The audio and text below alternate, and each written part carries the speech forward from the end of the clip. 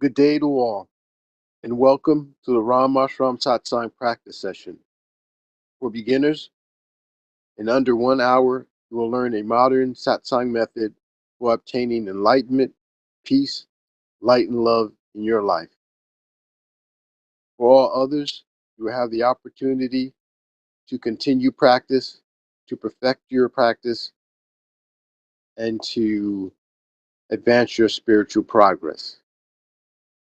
My name is Eddie, and I have been practicing Satsang for over 14 years. During that time, I have become more peaceful and calm and content, and hope that after a period of practice, you will experience the same or better. Today, I will be introducing the facilitator for this practice session. But first, I'd like to give a brief introduction of this practice session. If you view the chart in front of you, we find that the first element is Satsang. Satsang is a scientific method whereby we can obtain peace, light, and love in our lives. It is a scientific method. It doesn't require any special physical ability or previous spiritual experience. It consists of two words, Sat and Sang. Sat means positive energy, and Sang means to be with. So Satsang means to be with positive energy. Meditation. Meditation is an essential element of Satsang. When we meditate, we train our minds to become calm and our thoughts to become pure. Only then can you obtain enlightenment, peace, light, and love. Inner orientation. There are two types of Satsang, outer Satsang and inner Satsang. An example of outer Satsang is chanting. It allows us to modify or change our behavior. But only through inner Satsang can we obtain enlightenment, deep peace, and love in our lives. The method of Satsang that we will practice today is the inner Satsang method, consisting of meditating in silence. Group orientation. These practice session is set up for group meditation and group participation. When we meditate as a group, our focus is enhanced and our progress is expedited. Joy and inner happiness. Joy is the longing desire of the soul. Deep peace is synonymous with joy. Inner happiness is consistently increased as we practice satsang. Ultimately, it culminates in a joyous state, which we experience 24 hours a day, 7 days a week. Agenda. The session for today consists of 3 smaller sessions: the informative session, the practice session, and the interactive session. During the informative session, a lecture will be given on a satsang topic, about the founder of Ramashram Satsang, or some relevant subject. During the practice session, we will learn the method of meditation used in this satsang, after which we will practice for a period of time. Lastly, the interactive session will give you the opportunity to ask questions and receive answers, or there'll be a panel discussion. And now, I'd like to introduce today's facilitator. He has over 40 years of satsang experience. He was born into a satsang family where he witnessed many of his relatives achieve enlightenment. At an early age, he traveled throughout India as part of the mission to spread Ramashram Satsang. Upon arriving to the United States, both he and his wife began conducting satsang. He remains committed to teaching all who are willing to learn, regardless of social status, color, or creed. Around 2005, he began conducting online satsang and expanded it globally, and many who were unable to physically attend satsang were given the opportunity to attend virtually. Presently, he lives as a householder, performing his duties as a husband, a father, and an IT executive. Today, he will teach us a true and correct form of the ancient satsang method that was reintroduced and perfected by Guru Maharaj. It is a simple and effective system for obtaining enlightenment, peace, light, and love in your life. Now, please join me in welcoming Mr. Sanjeev Kumar, whom we call Sanjeevji. Thanks, Eddie, and welcome everyone. So I think today I want to talk about laughter, and when I think about it, the first image that comes is my father. Actually, my father would laugh out loud on every opportunity that he would find. Very deliberate, very loud, and very infectious. Yesterday, I was just reading, actually listening to a YouTube video, and it talked about 3 monks that used to live in northern China, and they would not speak. They just would come to the town square. They would travel. They would come to a town square and just start laughing, and then people will gather, and they're not speaking anything, they're just laughing, and then everybody else around them would start laughing, and it would be a riot. And it's like they would go places, they would just laugh, and it was interesting. It's you know, even if you look at the quotes, you know, it's uh, laughter is the best medicine. It's the best therapy, they say. Um, and you know, um, so everybody laughs the same in every language because laughter is the universal connection. Um, and going back to my father, laugh loudly, laugh often. Um, and so there is another interesting one. It says, if love is the treasure, then laughter is the key. So it's interesting connection there. Um, so always find a reason to laugh. It may not add years to your life, but I think it will, but uh, it will surely add life to your years. Um, and so on and so forth. But you know, another quote from my father, which he used to repeat very often, especially when you are in a tough situation, he used to say that you have two choices. You cry it out or you laugh it out. And he was the one who would laugh it out. But then if we and believe it or not, actually, I don't think I've tried too many times, but once I do remember I went and uh, you know joined a group which was doing laughing yoga. So even that exists. Um, but see, the thing is, if uh, laughter is an expression, it's it basically an expression of happiness.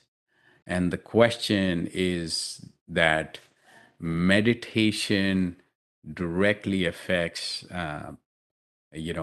your quote unquote, your inner happiness.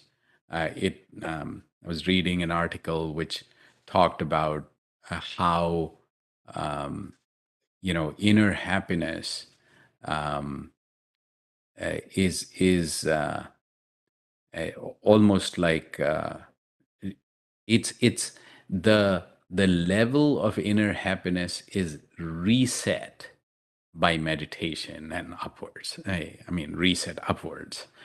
Um, and so Guru Maharaj wrote about inner happiness the way I think I might not have translated it, properly, but what it says is that bring inner happiness into your life, for it's a divine virtue. Inner happiness is another good metric for spiritual progress. Everyone is looking for happiness through wealth, through knowledge, through possessions, and continues to strive towards being healthy, wealthy, and wise. The happiness of family and friends becomes important because your own happiness depends on their being happy. In broader terms, to be happy yourself, the world in your immediate vicinity needs to be happy.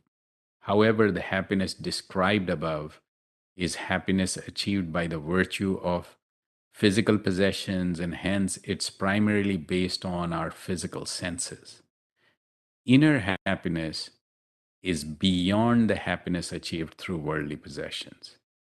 Happiness achieved through worldly possessions turns into misery and unhappiness when that physical possession is lost. So, inner happiness is not based on how much wealth, knowledge, status, or power is possessed by the individual. Inner happiness grows with the spiritual growth.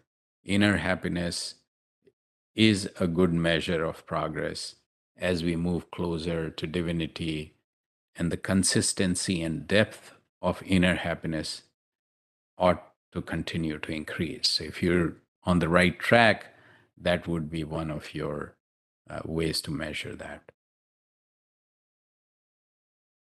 So Guru Maharaj clarified for those who think that this spiritual progress requires a very serious amount of time. According to him, it's not how much time, it is the improvement in the level of inner happiness that's very important. If the level of inner happiness is not improving, then you need to figure out a better method to improve it. So, but anyway, so let's we'll talk more about that after the session. Let's practice what brings the inner happiness, and that we can then express as laughter. And not only, laughter is good for you, but it's good for everyone around you. So let's get to it. Let's sit in a relaxed posture. So what I found was that let's sit the way we would like to sit for meditation. Close your eyes lightly, and then think about that you're getting, think about every part of the body is relaxed. So that helps you get grounded. Close your eyes and observe that your body, every part of your body is getting relaxed.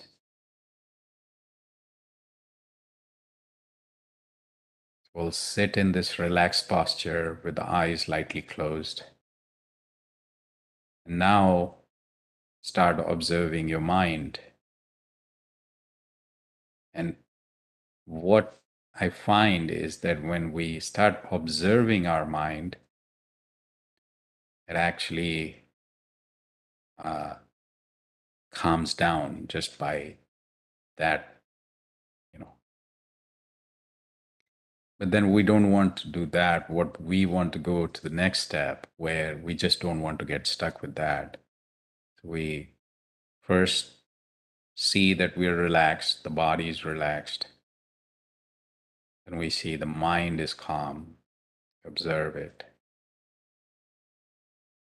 And then start to manifest this transcendental energy in form of light and feel that right in front of us. And that energy is then entering in your heart, distributing throughout your body. So essentially, you are becoming one with this energy. This light is outside of you, inside of you, and you merge with this energy, merge with this light. And essentially, we want to forget about the rest, our thoughts, our body, our environment. We are in front of this light. This light is entering our heart, distributing throughout our body, and we're becoming completely immersed in this light and this light alone. So we'll start with music, and then we'll transition over to meditation in silence and transition out with music again. Let's start now.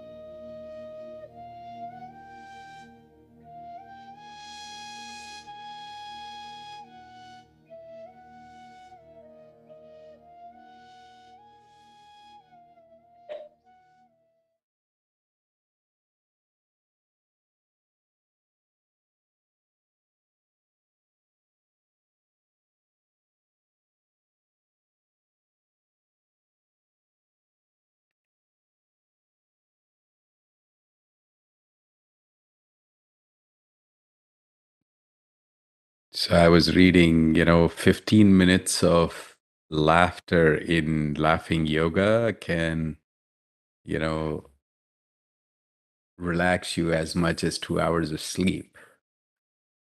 And so if I extend that, like 15 minutes of meditation probably is even more stronger.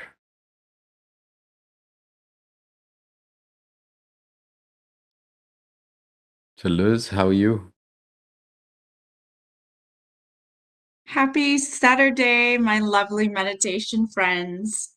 I am very well. Good, good. So how were the travels?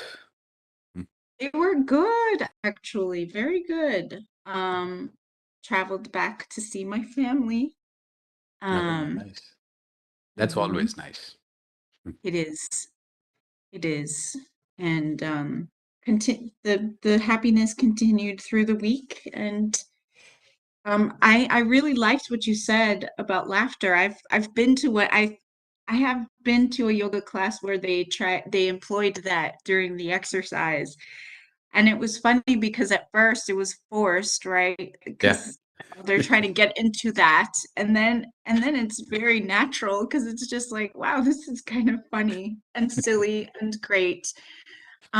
It Yeah. is amazing how laughter can dispel sadness or frustration, and it could bring people together, breaking the ice, just Yeah. cracking a joke.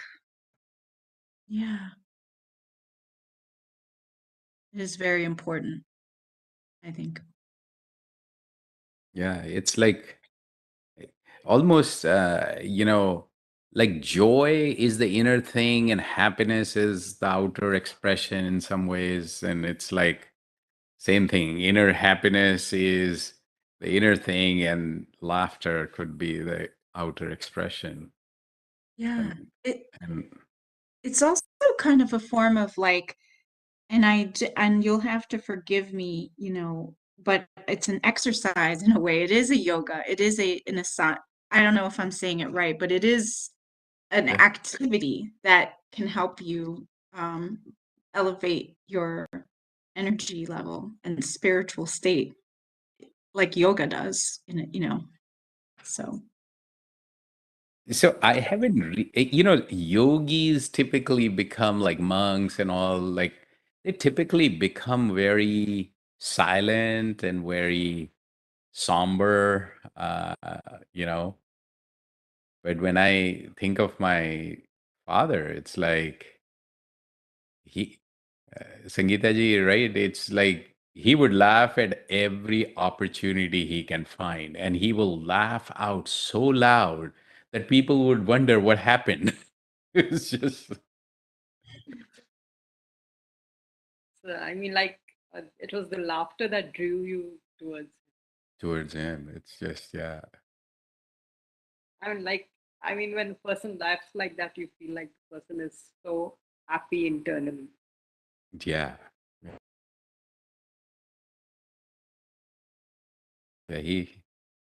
He, several times I heard from him. It's like, okay, so the situation is what it is. Now, choice is yours. You want to laugh it out or cry it out. And it's so true. So true. Sometimes, it's like eh, in this, it's, these three Chinese monks. Uh, it's the story actually goes further that one of them actually dies and they're still laughing, and then they explain why. It's just these situations come and you can find a reason to you know cry, and then at the same time you can find a reason to laugh. um,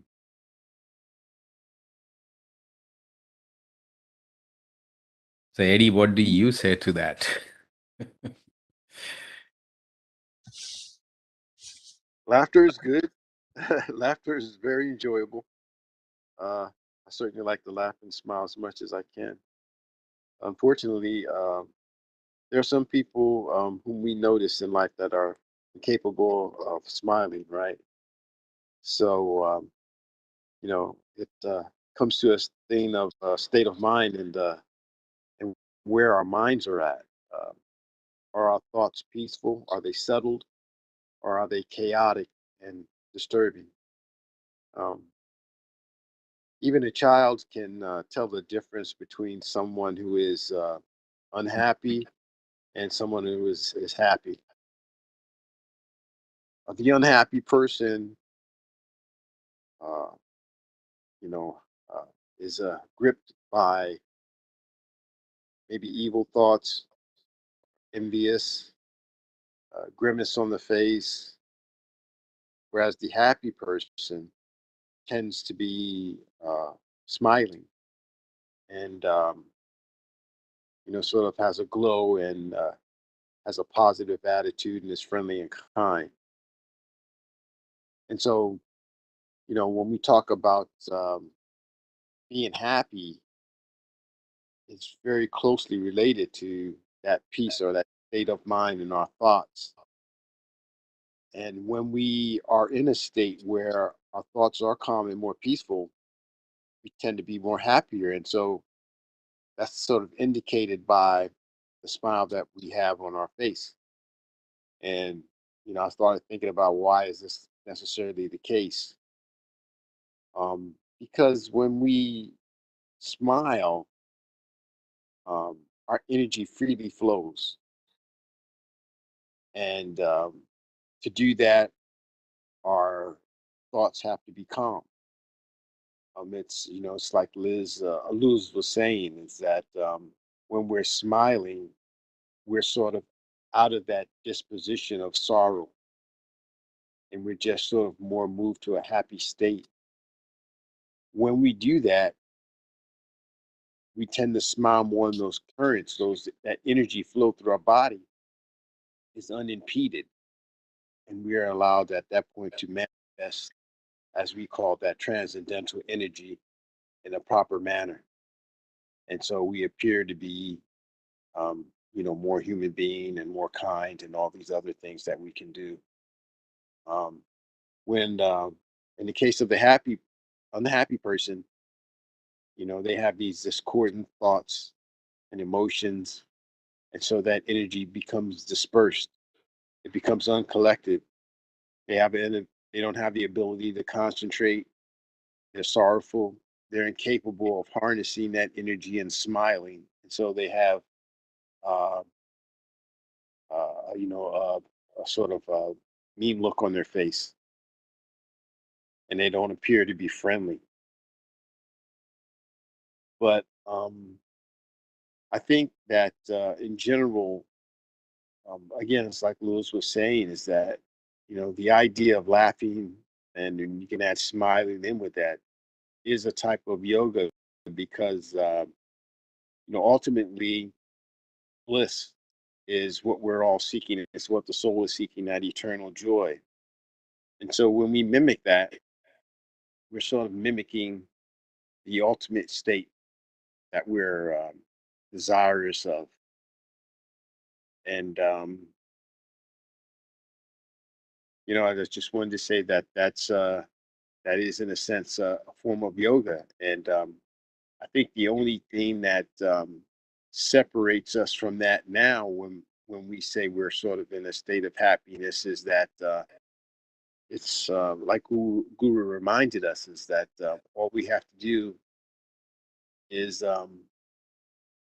to sort of break the attachment we have towards happiness, if that's possible. And when we do that, then we could probably obtain that ultimate state of bliss and joy. But right now, it's sort of a desire. I desire to be happy, and it's a strong desire, and I want to achieve that. And so I perform actions to do it, and I expect a certain outcome as a result of it. But when we leave that behind, um, I think laughing and smiling can be a true yoga and give us that union again, if you will, with the that ultimate blissful state. So, we see Art of Living. So the founder of Art of Living says that smile, laughter, and meditation are the privileges of human life. And then I think I saw Sadhguru who said, "One who cannot laugh cannot meditate." He says, "It's so laughter is a certain exuberance of your energy, and meditation is the ultimate exuberance of your energy without any physical action." So, you know, um, um, but then, a while back, I was reading this book and about meditation, and at one place it says meditation is happiness intervention. And you know later on I read a lot about that, but that was kind of you know um, never looked at it from that point of view. But then it kind of you connect the dots. It's very interesting that how um, you know what Guru Maharaj talked about inner happiness and all that. uh, it actually ties with you know, it is a happiness intervention. um, I think I talked about that, like Dalai Lama's book. I think it's on happiness, and it talks about uh, the fact that uh, you know so actually the doctor who actually wrote that book um, with Dalai Lama, he says that in the foreword that in if you look at the history of the West, they focused on understanding the mind, and a lot of the research went more towards what's wrong and how to fix it, rather than figure out like how to look at the flip side, which is how do we increase happiness? How do we, you know, uh, so what's the happiness intervention that is required? So that was a very interesting statement that it's not that in the West we have, I mean, there's so much research that has happened, but you look more to like, how do I solve this problem? Or actually, instead of looking at the root cause and the solution to, increase the happiness, uh, it is about like, why are we unhappy? Why things don't work the way they're supposed to work? So it's a slightly different um, perspective. What do you think of that, Liz?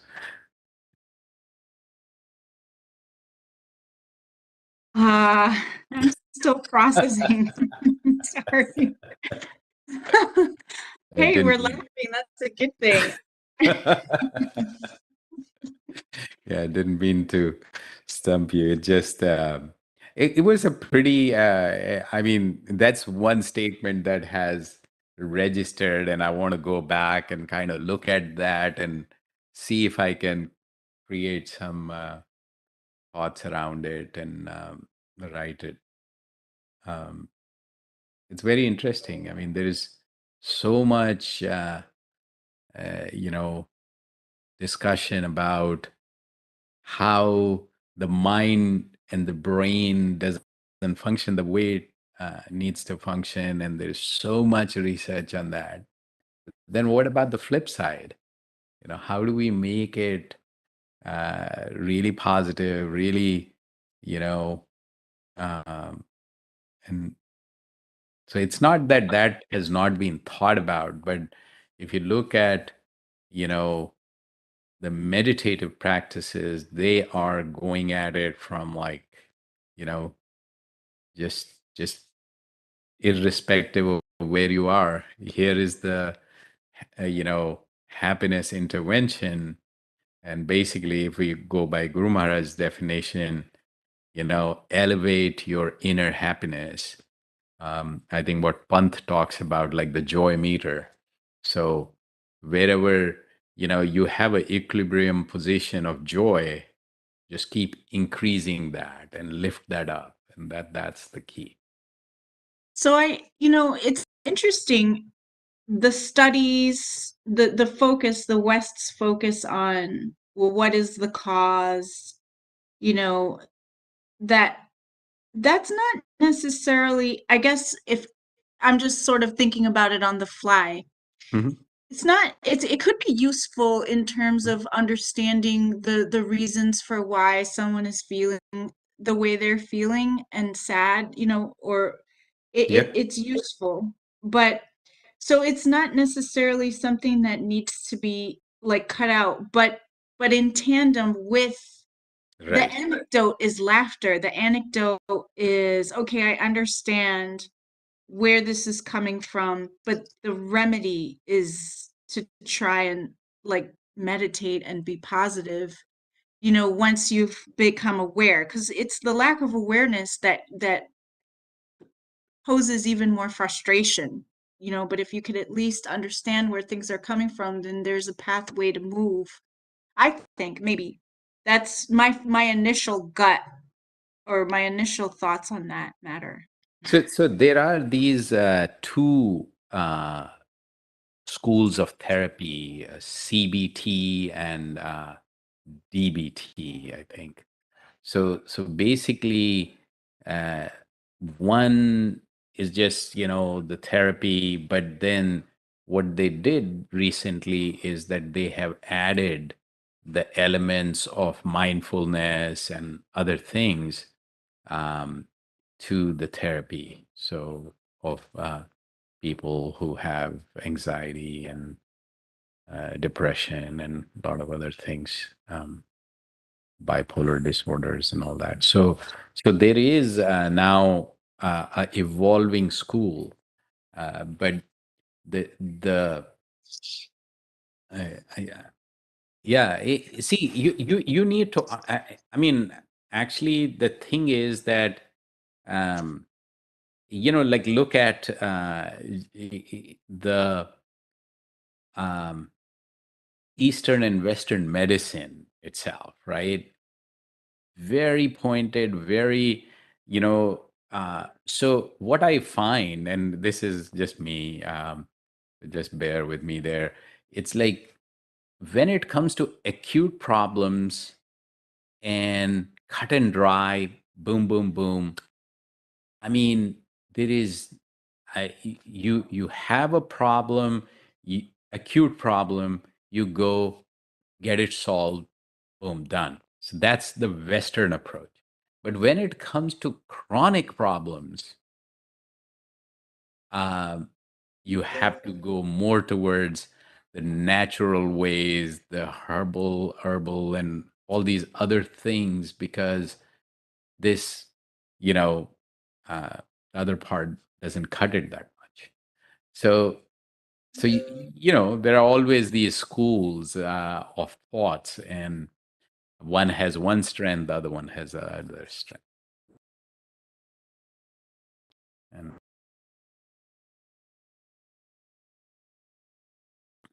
That's a good distinction. I mean, it's an insightful distinction. That's see, like I mean, I'll tell you, and I have had some chronic issues like stomach issues and things like that.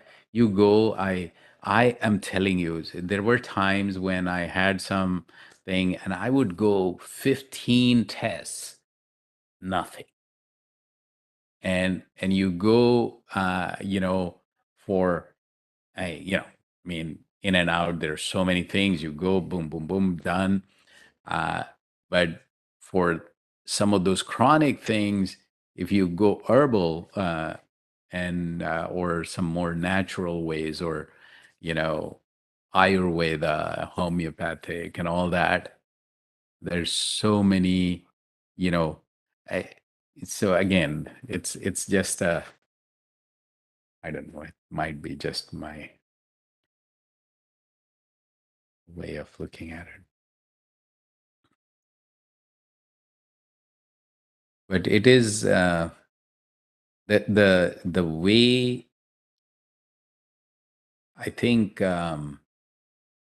What I, maybe I'm going out on a limb again.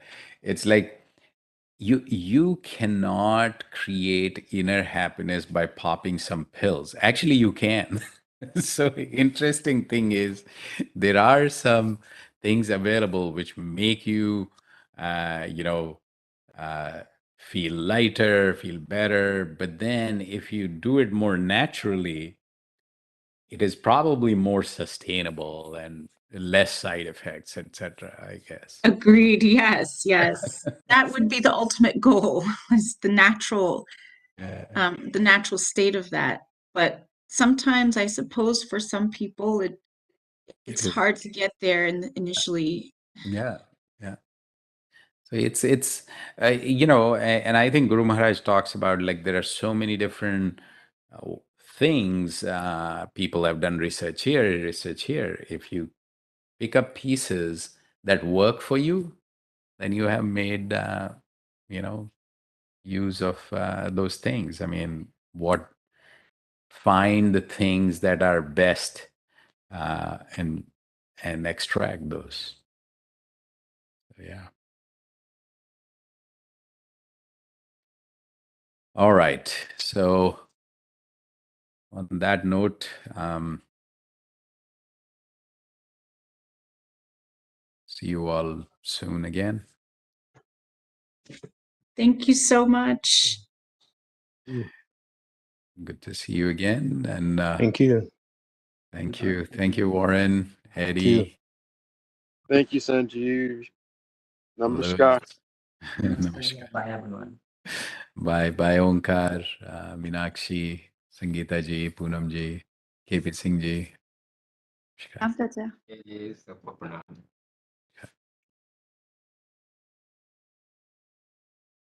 Yeah. Namaskar. Namaskar.